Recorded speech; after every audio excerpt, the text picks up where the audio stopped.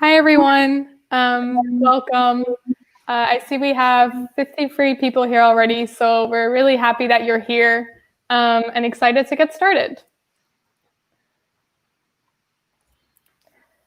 So good afternoon, or good morning, or good evening, depending on where you are in the world. Welcome to our event called Participatory Futures, Global Perspectives on Designing the Future. I'm here with Jessica Riley. Hi. Finn Strivens. Hi. And I'm Eva Oosterlaken, and we are all recent graduates from the Master's Global Innovation Design, which is a dual master's program at the Royal College of Art and Imperial College London. And they have collaborations around the world in Japan, Beijing, New York, and Singapore. And this event is actually part of a GID event series, which is a part of RCA 2020, the online degree show of the Royal College of Art. So yeah, happy to have you here. If you haven't already, we want to make this introduction to the presentation a little bit more interactive. So if you have a phone with you, you can go to menti.com and type in the code that's above here, which is 157795. Yeah, let's get started. So firstly, we would be really interested to know what field you work in and where you are based right now, so we can get a little bit of an idea who we're talking to today and what topics to discuss.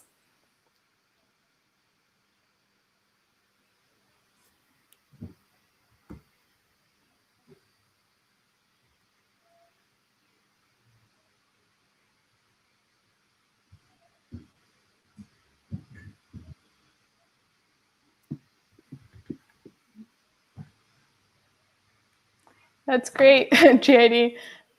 See Berlin, a lot of London, architecture, environmental activism. That sounds really interesting. Technology from the USA. Trend and Futures Research, Estonia. Wow. India. Inclusive design, user research. Strategic product design. Okay. Super interesting to see.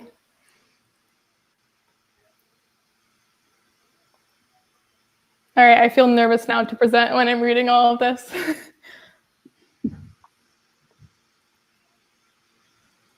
Great. Learning design, service design. Amazing. Thank you, guys. 35 people. That's great.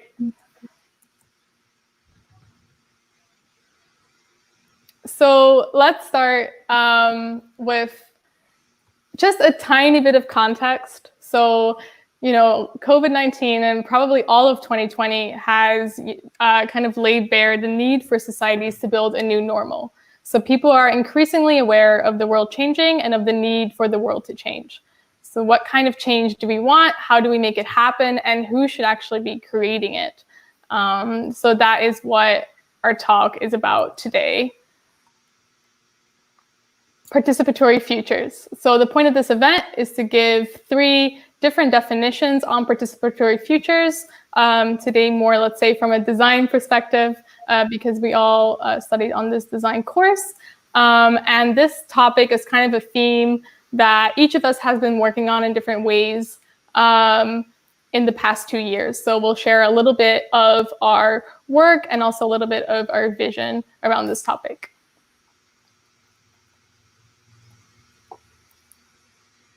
So first, we want to know a little bit more about what you think about this term participatory futures. So what words come to mind when you hear this? And you can answer again on Mentimeters, so menti.com, using the same code.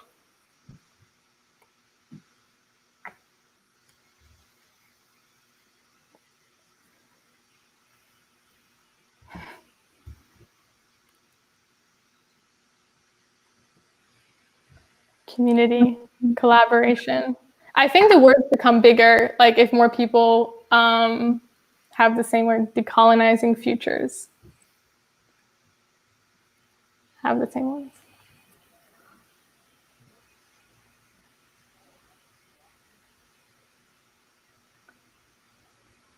Community is the biggest so far. Democracy. No surprise. Inclusive. This is really interesting to see. Thank you, guys. Jess, Finn, if you want to comment on any of these, please go ahead. I put inclusive, so I'm happy that that's a big one.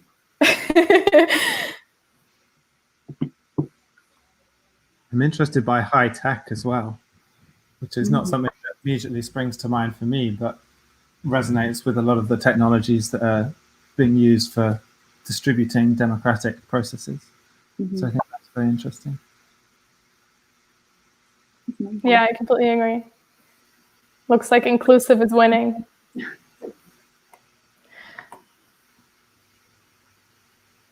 Oh, thanks, guys.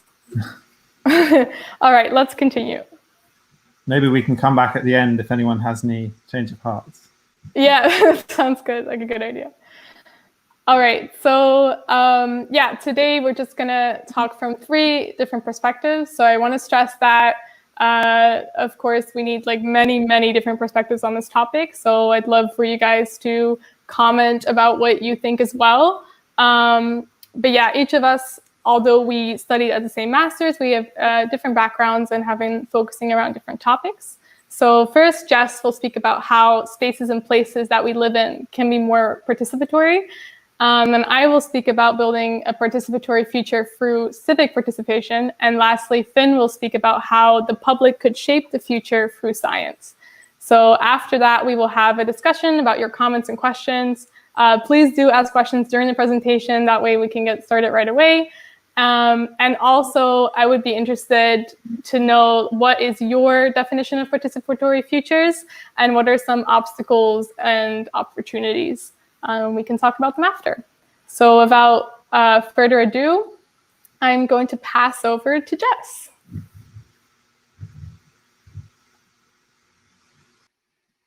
Okay. Thanks very much, Eva. And thank you to everyone for being here today to join us to discuss participatory futures. We're really excited to be here. And I thought I should just start by just introducing myself a little bit and giving you a bit of background as to a bit of context as to why I'm speaking and why I'm here. So I graduated in 2014 with a multimedia textiles degree. And then I worked for a number of years as a designer, specializing in print and surface design innovations for the commercial flooring industry. And I came to global innovation design as a master's because I wanted to develop ways to deliver meaningful impact through design. So I spent the last few years developing my experience and knowledge of design methodologies and tools that can help do that. And as part of the course, I actually spent time in Beijing and Singapore, so I was on that route. And both of those places have had a really huge impact in my sort of professional and also personal perspectives. And they've really shaped a lot of the work that I've done since. So I'm going to just dive straight in and define my perspective of what participatory futures means to me. And I'm going to cheat a little bit and share a quote by Gabriela Gomez-Mont, which I think really captures and articulates probably better than I could what inspires me about the potential of participatory design. And when I read this quote, I just haven't really been able to sort of put it down since. It's always been in the back of my mind. So she said that we need to claim not only the city and its streets, not only its institutions and its policies, but also its possibilities, its social potential, its symbolic and imaginative capacities, its language and narratives, creative governance, in other words. And so this idea of creative governance for me is really important. And I interpret it as being about finding ways to engage, empower, and honor really the possibilities of people as a collective. So developing tools that help people understand and shape their narratives as a community. And so I'm going to just touch on 4 key learnings really that I've kind of come across as I've gone through this personal exploration of how I might facilitate this kind of participatory future through design. So that's what I'm going to talk you through today. So the first step, don't know why can't see because it's covered. Doesn't matter. So the first step is that it's accessible. So it's about making things accessible to everybody. And so for the kinds of complex and tangible challenges that are really pressing at the moment, particularly now, a common language is actually the first step. If you can't see it or talk about it, you definitely can't solve it. Not until you're all on the same page. There's normally lots of different stakeholders and lots of different players in the game, so it's really important to have a way to bring everyone into that same space. And further to that, these kind of complex challenges usually use kind of complex specialist language, which actually really prevents people from being able to contribute, and it excludes people automatically, particularly when, as I said, we're talking about quite specialist topics or systems or processes that people might otherwise not be able to access.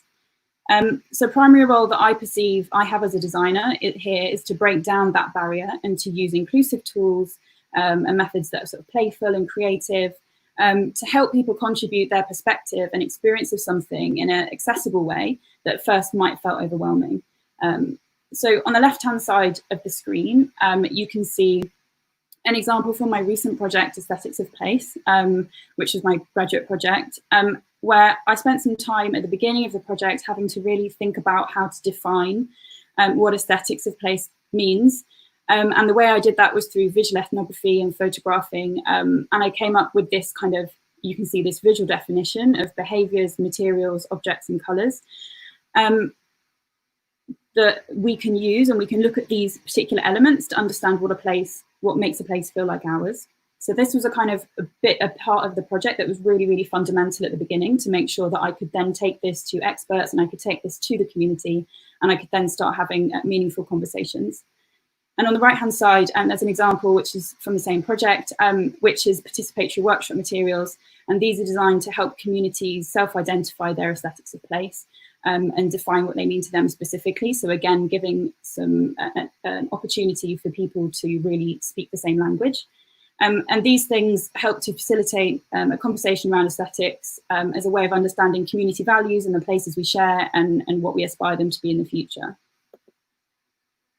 So the next thing is agency, so facilitating people's agency through design. It's important, as we all know, I hope, to develop methods and tools that are inclusive, particularly I think that can work across language and cultural barriers, and also that allow freedom of expression and meaning to be applied freely. So there's no kind of bias or expectation or control over what you're expressing.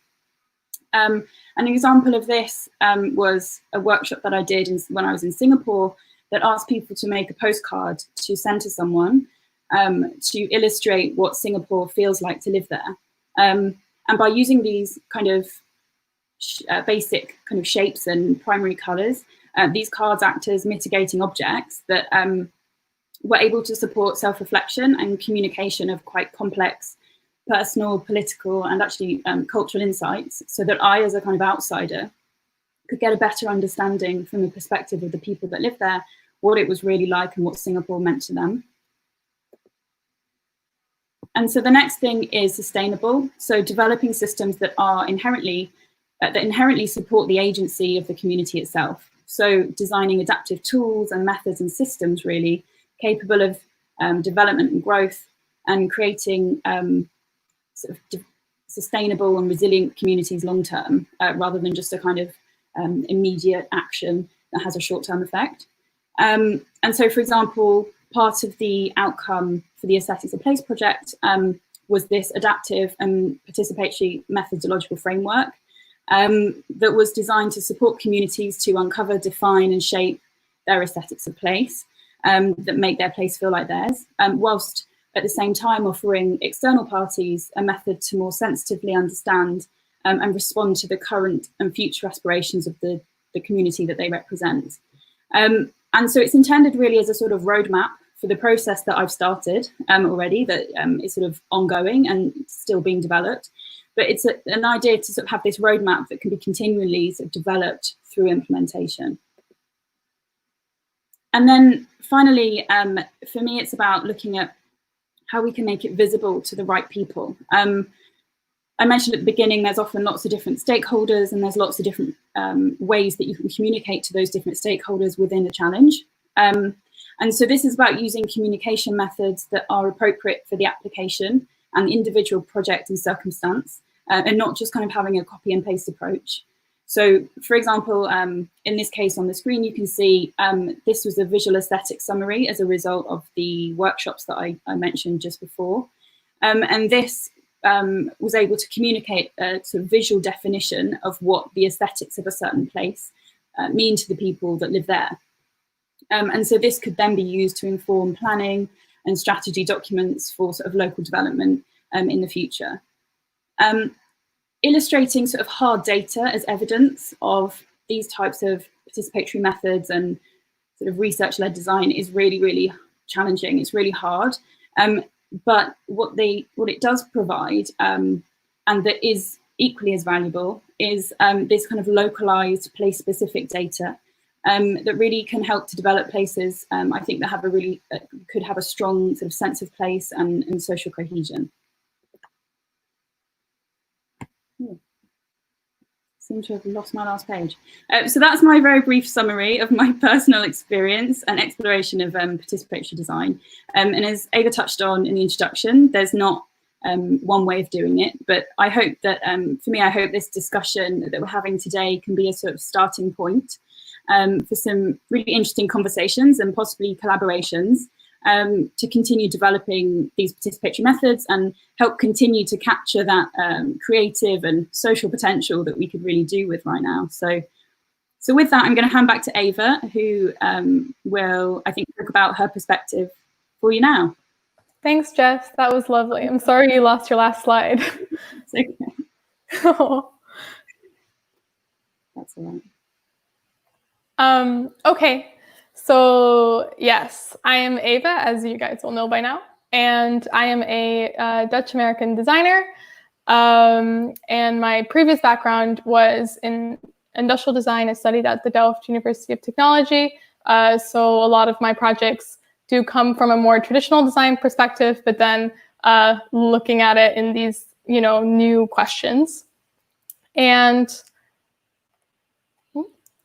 I want to start with this graphic, which I made about a year ago to describe what my vision of design and my vision on the future is, which sounds really scary, but it was more like my hypothesis for how I'd like to, I guess, help the world for design. And so the idea is that if we want to reach a more diverse, equitable, and sustainable world, then we need loads of changes made by many of us. We can't do that through just the ideas of a few people. And in order to create those changes, we need citizens who are actively participating and who are conscious and creative and doing those things. And so for me, that's what participatory futures then means, is that the participatory is the means to reaching, this better future. And so a participatory future is a future that is imagined and built for the ideas of the collective. And so my question throughout doing this master's, what I wanted to explore is how can designers help create those conditions where all people feel empowered to shape their collective lives? Just a really big question, but I'm going to share just 3 projects very briefly with you that do this in very different ways, but using some of the tools of design, and then evaluate what works and maybe what doesn't. So the first project, I do this through making design methods accessible for non-designers to imagine their futures. So this was a series of workshops that I organized in Tokyo, Japan when I was there. And so collaborating with the university there, KO Media Design, and a local high school for girls to come up with 2 workshops that they were about, let's say, the sustainable development goals. But instead of just teaching the girls about the sustainable development goals, I saw this as an opportunity to see if they could actually be creative and think for themselves what their ideas are, and to give them value, or to show them that their ideas have value. And so I did this for kind of adapting various design methods and implementing them in this context across cultures. And the result was that, well, first of all, that all the girls, they were super creative. They came up, I think, with more ideas in 10 minutes than like a professional designer could. So for sure, like these kind of creative tools, they can be used by anyone, I think, and not necessarily just designers. But also the limit of this project is how short-lived it was. So how can we create a lasting space for creativity where, you know, their participation gets valued in a longer period of time than just these 2 workshops. And so the second project is using design by engaging the public with topics around civic participation. And this was a project I did in New York. And so in this project, I collaborated with Friends of Fort Greene Park, which is an organization in Brooklyn. And I learned about this design controversy there. So they were redesigning this park, where the government had proposed to redesign the park, but a lot of the residents were very upset, and so there was a lawsuit against the park for the redesign. And to me, this was really an example of where design for public spaces really went wrong, and where they had failed to include the residents in the process of redesigning that park. And so what we did is we kind of flipped that on its head, and I went to talk to a diverse set of residents about what their ideas were for the park and what their imaginations were.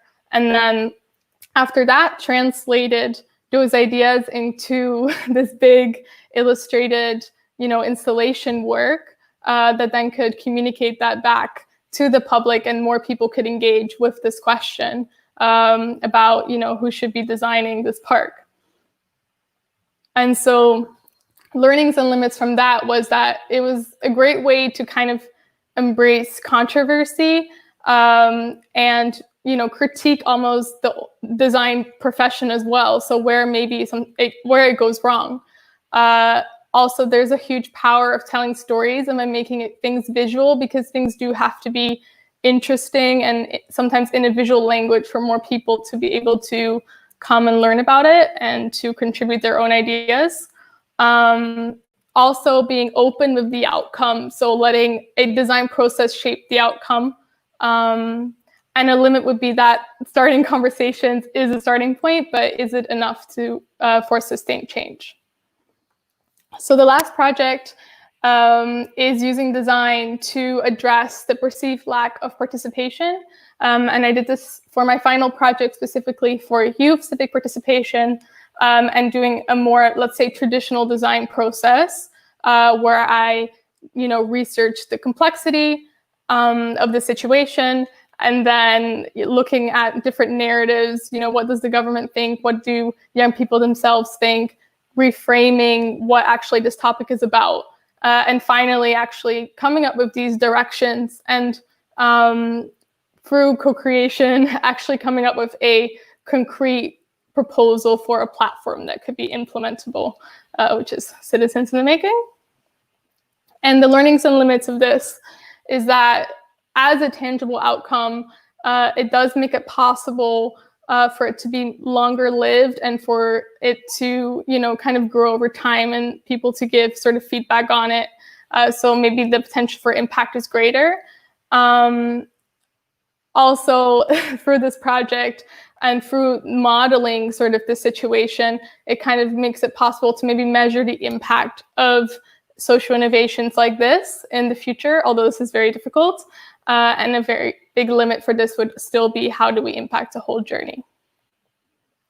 So to conclude, my tools so far, I would say, for designing for participatory futures is making participation more engaging, adapting design tools to support all human creativity, collaborating with and enhancing the work of existing organizations, designing holistically within complex systems, creating room for people, so physical but also mental room for people to think about how they want to participate, allowing for open outcomes in design processes, and also having self-critique. Lastly, these are just a couple of question marks for me, tensions that I see in my work, and I'm curious what you guys think about this as well. So whether you should embed work in existing systems versus challenging existing systems, small scale versus large scale, fleeting versus lasting, and whether things are actually a design question or not a design question at all. Thank you. I'm going to pass over to Finn. Hey, Finn. Hello, thank you very much for that. Really, really interesting talk. Okay. So I'll speed through so we try and have time for some questions. So hi, I'm Finn. My background is in biochemistry before coming onto this design degree. And as part of that, I was very involved in a lot of public engagement with science, but also I did a lot of sort of workshop facilitation. So I suppose those ideas of public engagement, workshop facilitation have brought me into this part of the design field to look at participatory futures. So I'm going to start with my definition as well, which is collectively imagining and reflecting on the kinds of futures we want. I think it's very broad, but specifically I'm really interested in seeing it as this cycle between imagining and reflecting. And I think seeing it in that way allows you to think, okay, in this project or any project, who is doing the imagining and who is doing the reflecting on those visions? And any project, I think, can be mapped more or less in these different cycles of different people coming up with futures and reflecting on them. And crucially, I think people should be thinking about what they want to see in the future. This is very much a democratic process. So focusing on, what people want to see and what people desire in a future. So then a big question is, how can designers empower people to imagine and create the futures we want? That's what we're looking at as a part of this talk. And I think my starting point was on creating very tangible routes to impact from participatory visions. I think particularly on a very local scale, it can be quite hard to understand how participatory visions create impacts. And as Eva said, starting conversations is a starting point, but it's not always enough for sustained change. So in order to empower people, it's really great to be able to see this tangible impact. And this is, of course, dependent on the scale. A lot of participatory futures projects are run by governments or institutions with the power to actually affect change and implement the research they're doing from finding out about what people want. Whereas on a very local scale, it can be much harder to figure out how this is going to lead to some kind of tangible change. And then my focus here is on science and technology, because science and technology does shape the future. Scientific progress creates huge amounts of change and unpredictability. So how can we guide and empower people to sort of have their say in this process at a local scale? Which means designing this interaction between a scientist and members of the public. And normally this interaction is very one-dimensional, with a scientist explaining their work and sort of sharing their expertise with the public. But what I find really interesting is how this bottom larger arrow can look like. How can we get public voices into science? And I think participatory futures facilitate sort of two things, I suppose, that can be contributed to science. And one of those is new ideas. So this innovative angle comes about from the sort of collective intelligence of lots of people thinking about the problem through their different and individual lenses, contributing sort of new ways of seeing that and coming up with new ideas of how the science might be applied in different contexts. And then the other angle is new perspectives.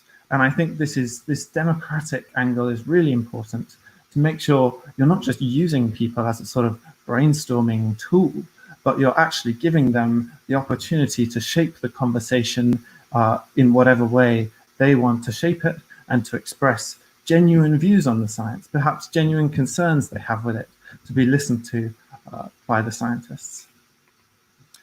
So I suppose my projects have fallen into this kind of cycle, where you have a scientist imagining the future of their work, using futures to communicate that science to the public in an engaging way and in a way that overcomes the sort of complexity and knowledge barriers that can often make it very difficult to explain science. And then members of the public reflecting on that science and going through another cycle where the public then imagines their future visions. And this is a chance for them to communicate new ideas and new perspectives into the scientific world for the scientists to reflect on, perhaps act on, or take forward. So I've sort of explored these through three strategies, I suppose, one of which is a sort of experiential immersive strategy, that by involving people in futures that they can touch and taste and see and hear, it makes it very easy for you to immediately grasp this future and be able to react to it, respond to it, and ideate off it.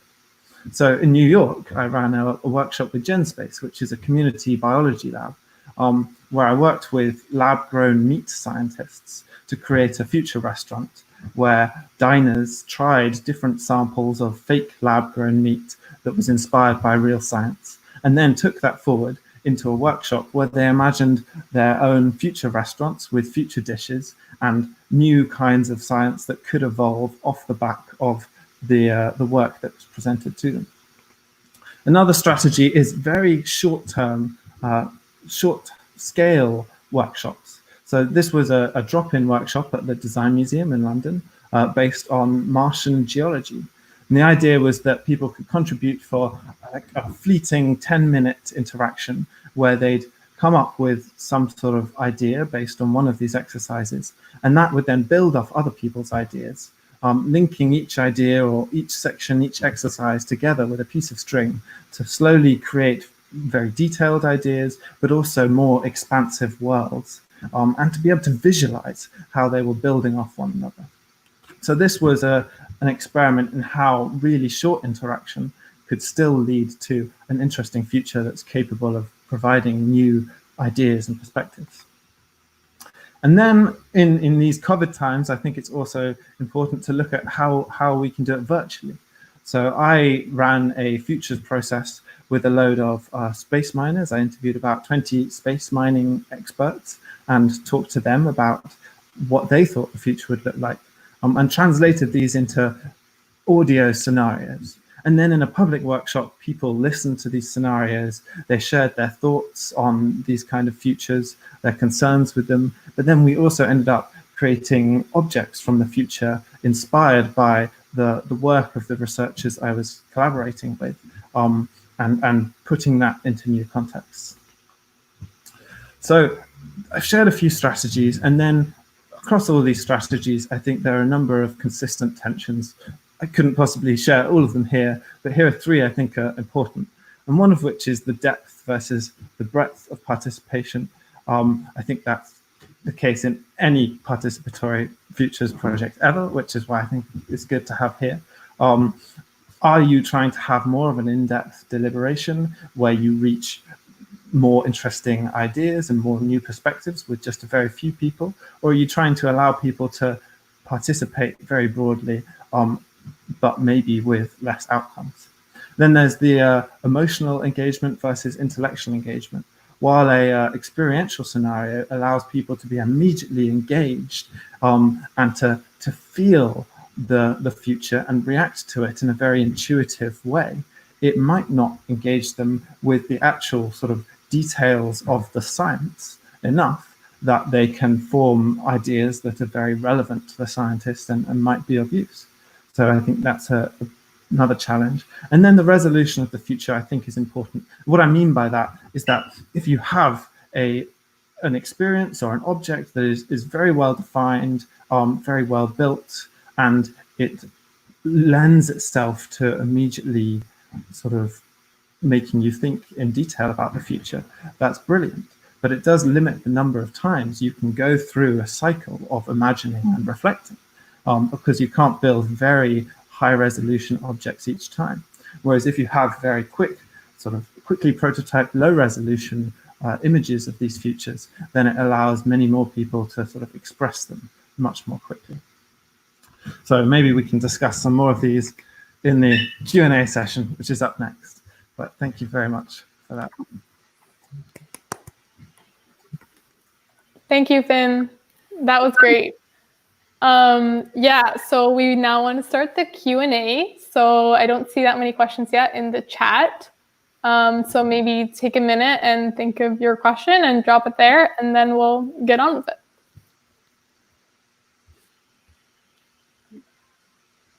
Maybe have the questions come in?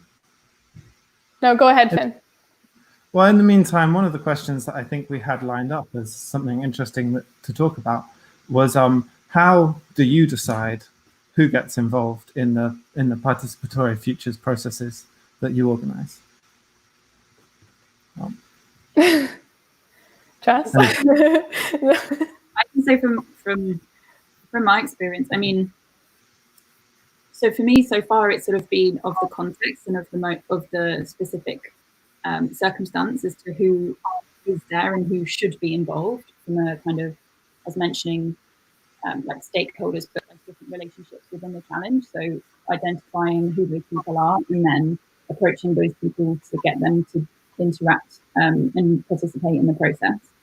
I think that rather than perhaps deciding a challenge, I don't know the answer to this, but a challenge definitely is finding ways to make the kind of the breadth of inclusion as wide as possible. So yes, using digital tools is helpful because we can reach a wide number of people, but that will always exclude a certain kind of group of people as well. And so I think for me, it's just about, instead of deciding who gets to be involved, it's just trying to make sure that there's maybe kind of plural ways, like lots of different routes to get people involved so that you can try and capture as many opinions and perspectives as possible. I didn't really answer the question, but...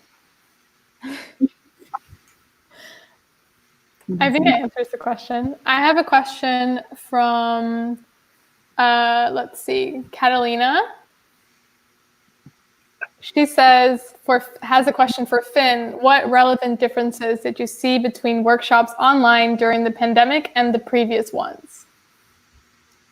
Well, that's very interesting. I mean, I hadn't actually conducted any online workshops before the pandemic, so I can't say how online workshops changed. But I did run a number of these workshops sort of progressing through the pandemic. And I think it was interesting that at the start, it was a lot more chaotic. People found it a lot more sort of difficult.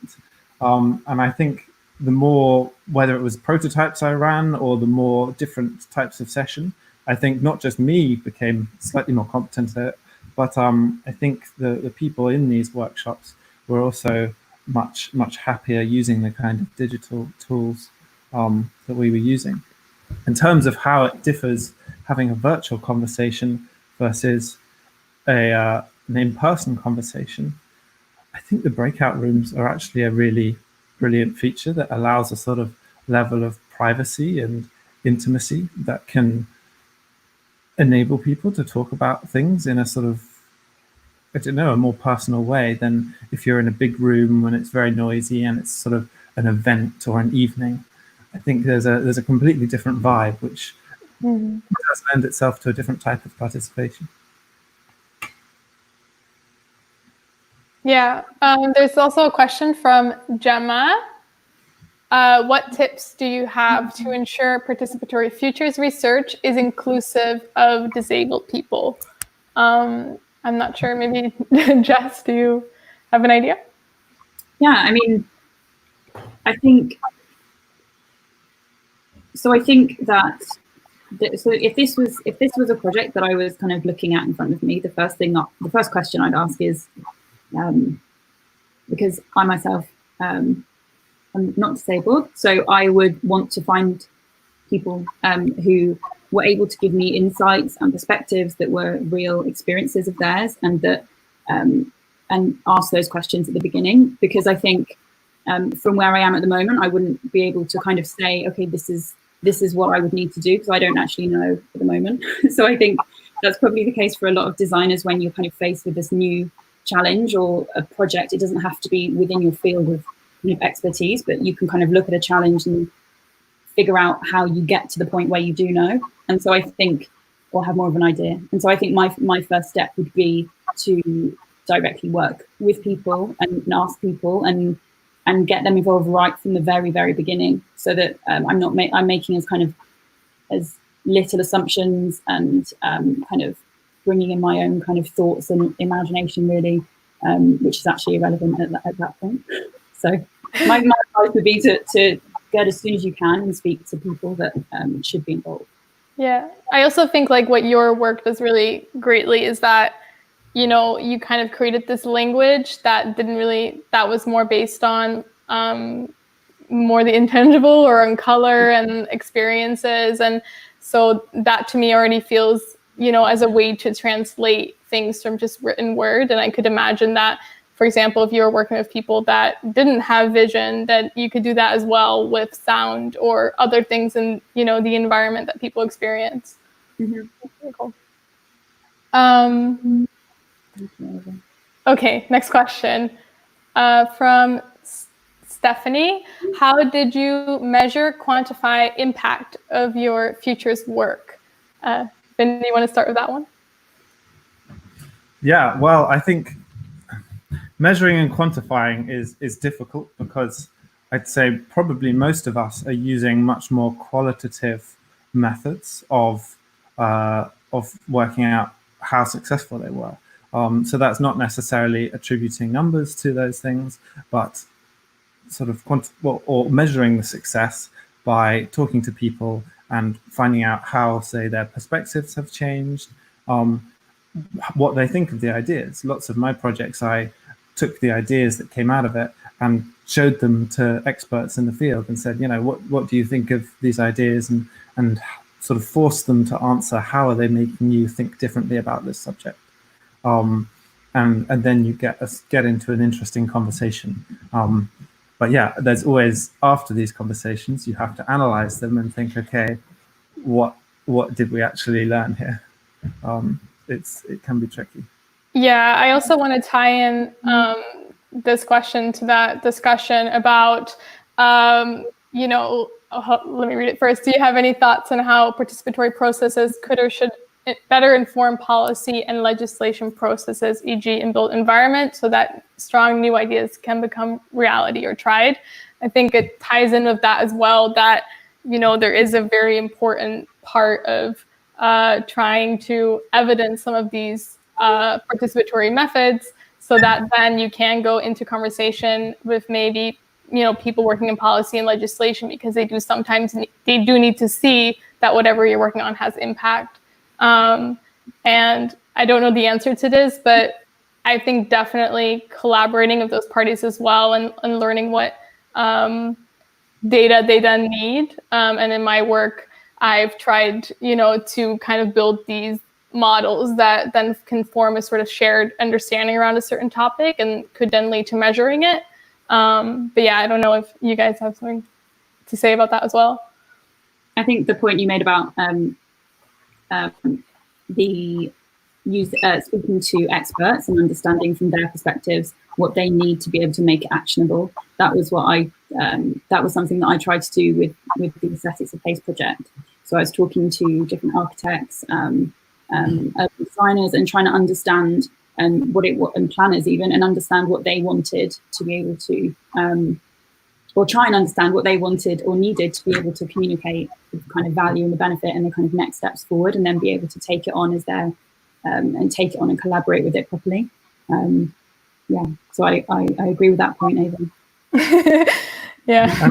I think maybe there's a interest in linking this to some of the things Jess was saying earlier about doing things in lots of different ways, all at the same time. I know there's one, Nesta is running a participatory futures project at the moment with the Scottish government called Data Dialogues. And one of the things they've done is they've worked with 5 very different sort of organizations or design studios to approach different people for their perspectives in very different ways. So they're all of these 5 organizations are talking to different groups. One group might be doing it through theatre, the other is talking to young people using video games. You know, they're really diverse ways of engaging people. They're doing that all at the same time. And then they'll get a wealth of really interesting ways to see data and to understand it for the future. Great. Yeah, that sounds like a great project then.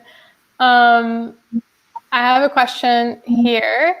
How do you decide at how much stage participants participate versus the role of the designer facilitator in realizing the visions? And I've seen a version of this question come up quite a lot. I mean, I can say that this is one of the most difficult things that I definitely have been working with in these projects. And the problem, I think, for me tends to be that whenever there seems to be more participation, sometimes it's harder to come to those concrete outcomes, because I guess that's where you would need the skills of maybe some of designers or other experts to then make it more concrete. And so in my final project, I would want there to be actually more participation than there was. So I feel like I had too much of a personal stamp on the final outcome. But then if I would have had more participation in that project, it might have taken longer, or there wouldn't have been as much of a concrete outcome in the end. So that's definitely something I've struggled with. I don't know what you guys think. I think it's I think for me it would depend. It just depends on the project and the context and who you're dealing with and what you're trying to achieve as a collective. Because I think because I just think, like Eva was saying, sometimes you are just restricted by the length of the project or how many people you can physically contact, or some physical restrictions as well. Particularly recently with COVID, like there have been very significant restrictions on the way that we work. And so I think sometimes you do just have to take a decision and say, okay, with this information I have, I'm going to do this now. And then, but you can keep going back to the participation. It's not a kind of one-stop shop, like it's not done. You can always go back and iterate. And I think that's how I would get around that. Yeah, I agree. Like you keep reflecting, and you're also if you're not scared to like redo it or to just go against what you said before, then yeah, that works as well. I have a question that I think Finn maybe could answer. Certain words mean different things in different areas of specialism. How do you mitigate against misunderstandings that arise between people from different disciplines in the participatory process? Yeah, this is science and design, different disciplines. Well, yeah, I'm definitely guilty of this, I have to say. One of my workshops, I did a little presentation, and at one point I talked a bit about futures methods, and a couple of my friends who are in the audience said afterwards, I had no idea what a futures method was, and you didn't explain that at all. So I think everyone has these difficulties. I suppose it's about trying to use as accessible language as possible, taking time to explain things in different ways and in different mediums as far as possible. And I do think that's somewhere that that sort of art and design can be really powerful, and futures as well, because by expressing things through an experience or a story, a future is basically a story, that can be something very accessible that anyone can understand, because we're all so familiar with stories. I think, if I can just jump in too, I think, so this makes me think of when I was working in Beijing, and I can't speak Chinese. And so there was a lot of times when actually we were trying to communicate some quite complex kind of process. We were designing and we were talking about different insights. And one way that I found really worked actually was drawing, and just drawing in diagrams, using that kind of visual communication as a way of crossing that bridge. And I think that's something that we all use in some way or another throughout all of the projects. But I think definitely like the kind of power of visual communication can be really, really helpful in that instance. Yeah, I totally agree. I'm going to bring in this question about the point I made earlier about the importance of making design methods accessible to non-designers. The difficulty lies in getting people engaged in this process. Do you have advice? And I totally agree with this. And I think part of what we were discussing just now about about these non-written maybe forms or more interesting forms to engage people is one way. I would also say with this to embed it in areas of life that, you know, people are already experiencing. So if you need to carve out time for civic participation, that's really difficult because everyone is so busy. But if we give civic participation greater importance in, you know, regular education, secondary school, but also perhaps some people are working and they're thinking about their careers and they're thinking about, you know, the purpose of their careers. If it's something we can bring into those existing places of life, then I think it wouldn't be as much like getting someone to give you a little bit of time, but seeing it as like something that's then made available to someone as they go throughout their daily life. So I don't know, that's kind of my one of my strategies or ways I think that we could do that.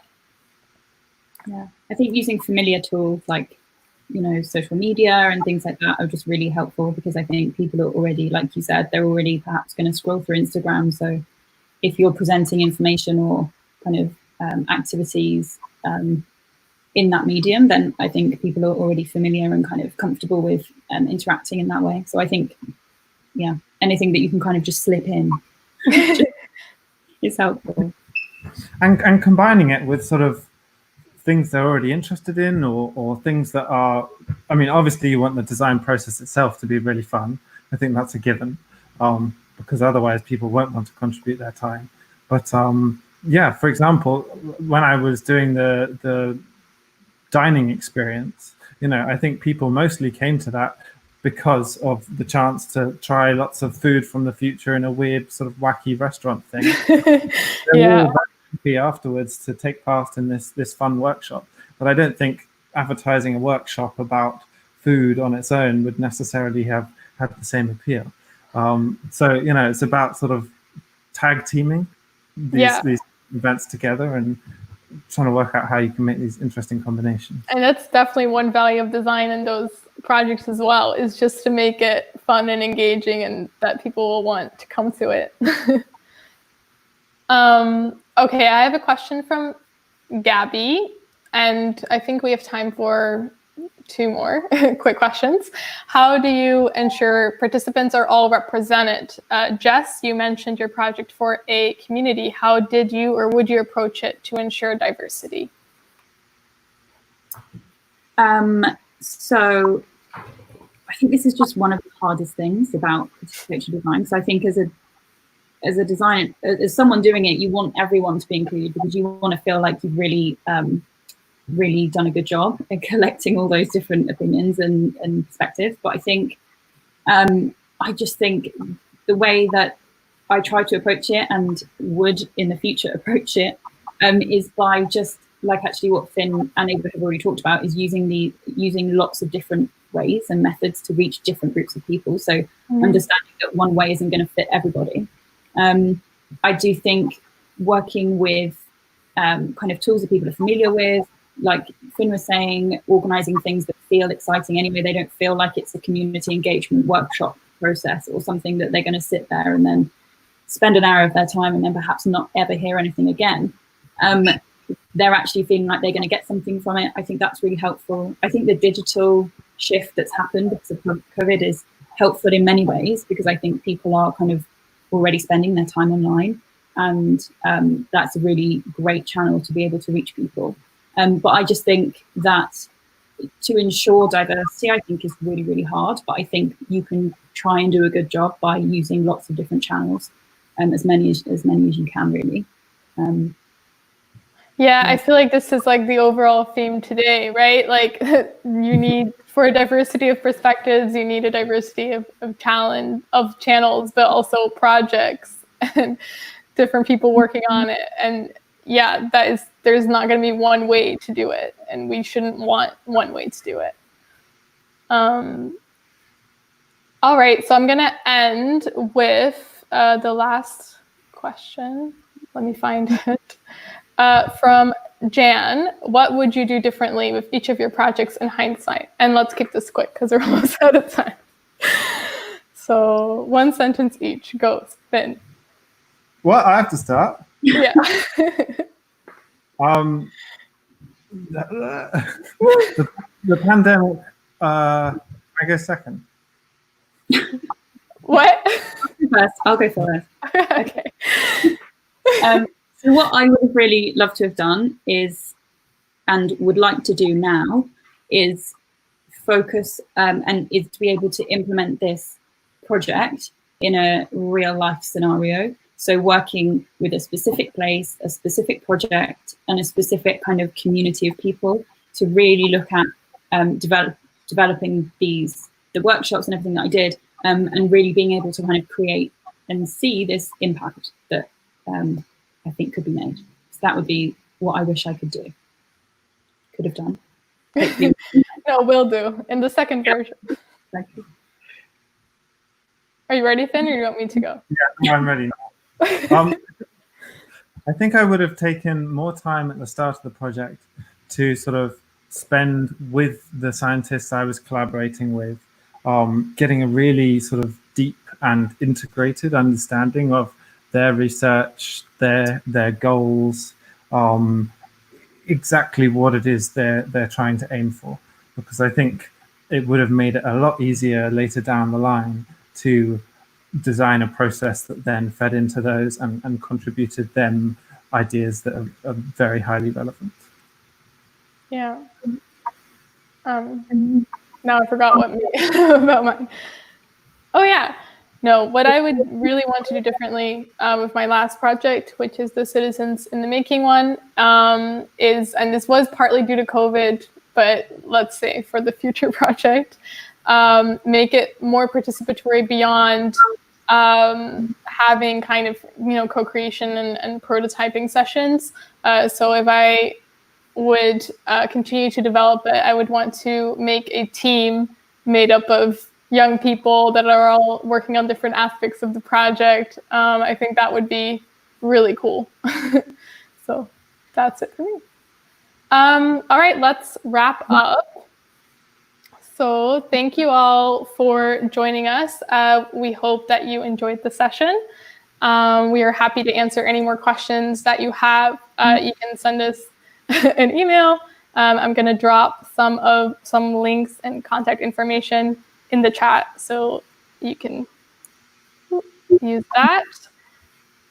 And yeah, so like I said in the beginning, this event is part of RCA 2020. So you can check out all of the GID projects at 2020.rca.ac.uk and the rest of the RCA projects. There's also loads more GID events happening this week and next. So you can go to the GID Eventbrite and check them out. And Jess actually will be hosting some other events, a series of workshops. Do you want to tell the audience about your workshop? Thank you, I will. Just a quick plug before we go. There's actually 4 workshops in total, but you can just choose whichever one you'd like to join if you're interested. And there's a morning and an afternoon session on the 24th of July and a morning and an afternoon session on the 28th of July. And really it's just going to be testing and kind of experiencing some of the participatory methods that I use as part of my Aesthetics of Place project. So I would really love for you to join. It's interactive. We're going to be doing some collage, so it is participatory. So please do participate if you come. And I would, really love to see you there.